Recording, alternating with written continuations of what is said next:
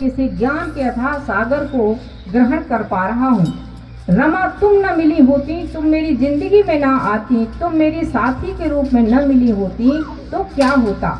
मात्र संसार सुख को ध्येय समझने वाली स्त्री मुझे छोड़कर चली गई होती। आधे पेट रहना, उपला चुनने जाना, उपला तो समझते हैं ना आप, उपला यानी कंडा, उपला चुनने जाना यानी बीनने जाना, उपला चुनने जाना, गोबर ढूंढकर उसके उपले थापना या उपला थापने के काम पर जाना किसे पसंद होगा। चूल्हे के लिए ईंधन जुटा कर लाना मुंबई में कौन पसंद करेगा। घर के चिथड़े कपड़ों को सीते रहना, इतना ही नहीं एक माचिस में पूरे माह निकालना, इतने ही तेल में और इतने ही अनाज में और इतने नमक में पूरे माह का काम निकलना चाहिए। ऐसा मेरा कहना, गरीबी के आदेश तुम्हें मीठे नहीं लगते तो मेरा मन टुकड़े टुकड़े हो गया होता, मेरी जिद में दरारें पड़ गई होती, मेरे सपनों का खेल पूरी तरह तहस नहस हो जाता। रमा मेरे जीवन के सब सुर ही बेसुरे बन जाते, सब कुछ तोड़ मरोड़ के रह जाता, सब दुखमय हो जाता। मैं शायद बौना पौधा ही रहता, संभालना खुद को जैसे संभालती हो मुझको तुम्हारा भीमराव। ये बाबा साहब ने माता रमाई के नाम पत्र लिखा था। अभी चूँकि समय का अभाव है और मैं आपसे कोई बात नहीं कहना चाहती हूँ, सिर्फ एक बात और कहती हूँ जाते जाते कि आपको अंधविश्वास से निकलना है और पाखंड से निकलना है और जिनके बारे में बताया जा रहा है उनसे सावधान रहना है। और आपके बच्चे कहाँ जा रहे हैं, आपके बेटे गाँव में किसकी संगति में जा रहे हैं, कैसे लोगों की विचारधारा की संगति कर रहे हैं, उससे अपने बेटों को जरूर बचाना है। बहुत बहुत साधुवाद। बहुत सी बातें करना चाहती थी लेकिन आज इतना ही, बस मैं फिर मिलना चाहूँगी आप सबसे जब भी जहाँ भी जैसे। बहुत बहुत साधुवाद, बहुत बहुत धन्यवाद।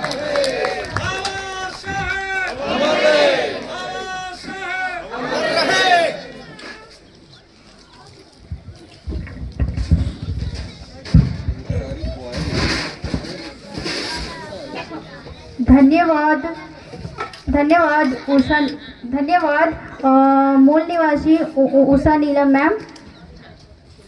आज जो महिलाएं इस देश को चलाने की हिम्मत की है, आज मौजूदा राष्ट्रपति द्रौपदी मुर्मू से लेकर अन्य प्रशासनिक कार्य में अपनी अहम भूमिका निभा रही है कि यह माता सावित्रीबाई फातिमा शेख का बहुत बड़ा योगदान है।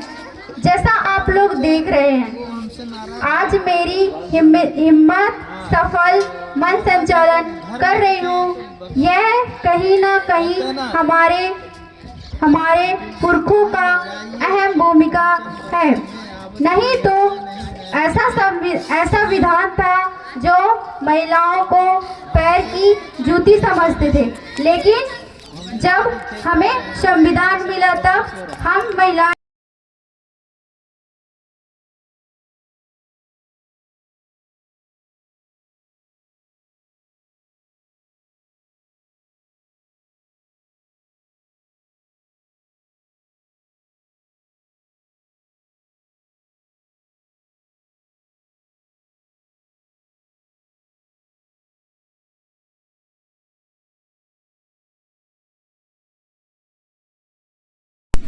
आज के इस आयोजन में उपस्थित माननीय SL. Prajapati sir, Kushwaha ji, Usha madam, यहाँ पर उपस्थित सभी सम्मानीय वरिष्ठ जन, आदरणीय माताएं, बहनें एवं युवा साथियों, आज के इस आयोजन माता सावित्रीबाई फुले जी की जयंती की आप सभी को हार्दिक हार्दिक बधाइयाँ। साथियों, बहुत सारी चीज़ों पे चर्चा हो चुका होगा और ठंड भी पड़ रहा है, इसलिए मैं बहुत सारी डिटेल में नहीं जाऊंगा। बस मैं अपना 2-3 चीज़ों पे अपना अपील रखूंगा आप लोगों के समक्ष। अब वो है पहला शिक्षा पे बहुत सारी चीज़ों पे चर्चा हो चुकी है, और मेरा निवेदन फिर से एक बार ये है कि जितना अभी भी हमारा समाज पिछड़ा हुआ है उसका सबसे बड़ा कारण है अशिक्षा। क्योंकि हम शिक्षा को उतनी प्राथमिकता से ले नहीं रहे हैं। आज यहाँ पे जो लोग हैं, हो सकता है उनके परिवार शिक्षित हों, लेकिन हमारे समाज का एक बहुत बड़ा तबका हो सकता है जिनके अंदर जागरूकता नहीं हो, वो आज भी अशिक्षित हैं और शिक्षा से बहुत ज़्यादा ताल्लुकात नहीं रख पा रहे हैं। उनके बच्चे आज भी फील्ड में काम कर रहे हैं, आज भी मजदूरी कर रहे हैं। उनको हर स्थिति में उनको आगे बढ़ाना है, सामाजिक सहयोग करना है। अगर कोई बहुत कमज़ोर परिवार का आर्थिक सहयोग की आवश्यकता है तो हमको अपने स्तर से उनको सहयोग करना है। दूसरी बात यह है कि आर्थिक उन्नति का हमारा समाज जो है अभी तक इसलिए पिछड़ा हुआ है कि आर्थिक रूप से हम लोग उतने मजबूत नहीं हो। कोई भी समाज तभी उन्नत कर सकता है जब वो आर्थिक रूप से मजबूत होता है। हम पढ़ते भी हैं, शिक्षा भी ग्रहण करते हैं, तो उसके पीछे हमारा सिर्फ एक मकसद होता है कि हमको नौकरी पाना है। और आज की स्थिति में नौकरियों की संख्या काफ़ी कम हो चुकी है। हमको दूसरे अल्टरनेटिव की तरफ भी ध्यान दिया जाना चाहिए, व्यवसाय की तरफ ध्यान दिया जाना चाहिए। क्योंकि देखिए, कलेक्टर का लड़का कलेक्टर नहीं हो सकता है, लेकिन एक सेठ जो होता है उसका लड़का सेठ होता है। व्यवसाय की सबसे खासियत ये है कि जहाँ पे पिता छोड़ता है बच्चे को वहीं से चालू करना होता है। जबकि कलेक्टर भले कलेक्टर होगा, लेकिन उसके बच्चे को ABCD से चालू करना पड़ता है। काका से वो पढ़ेगा, फिर वो चालू करेगा, इतना लंबा जर्नी करेगा। जबकि व्यवसाय के केस में जो होता है, जहाँ पे पिता छोड़ता है पुत्र वहीं से आगे उसको बढ़ाता है, उसको संघर्ष नहीं करना पड़ता।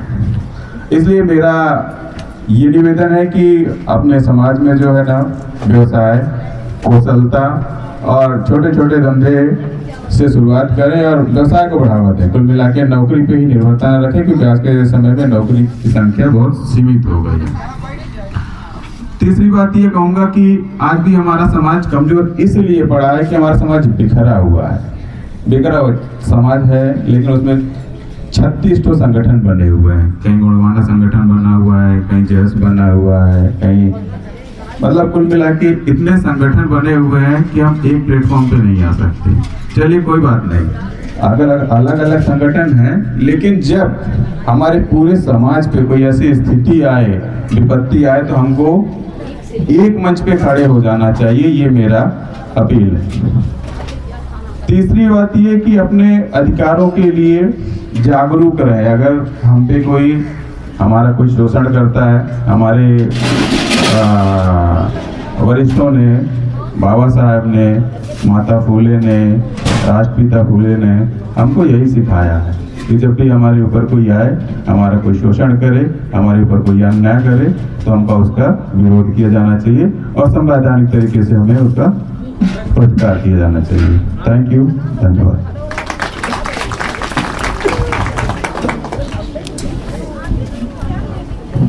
धन्यवाद मूल निवासी समयलाल, धन्यवाद डॉक्टर रामपनिका सर। अब मैं